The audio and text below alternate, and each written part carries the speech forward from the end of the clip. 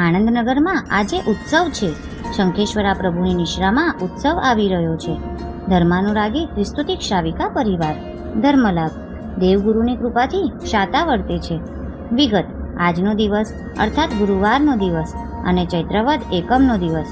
આજથી 24 વર્ષ જૂના ભૂતકાળમાં જઈએ તો બરાબર આજના દિવસે અમદાવાદ સુરત રોડ ઉપર આવેલા આણંદનગરમાં પૂજ્ય પુણ્ય સમ્રાટ ગુરુદેવના હસ્તે શંખેશ્વર પાર્શ્વનાથ દાદાની અદ્ભુત પ્રતિષ્ઠા થઈ હતી અને આણંદનગરમાં આનંદ વર્તાયો હતો.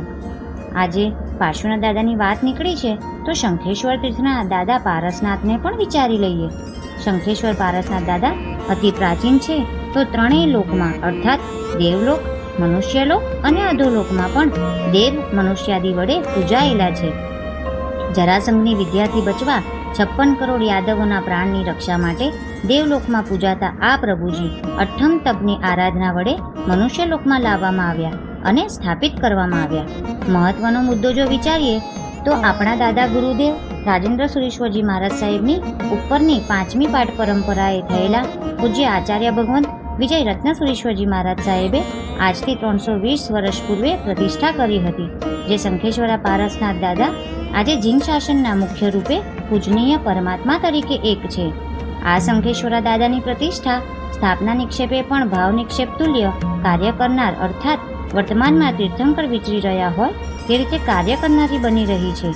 તે પૂજ્ય આચાર્ય ભગવંત વિજય રત્ન સુરીશ્વરજી મહારાજ સાહેબના તપોબળ તથા ચારિત્ર બળનો જ પ્રભાવ હતો અને છે.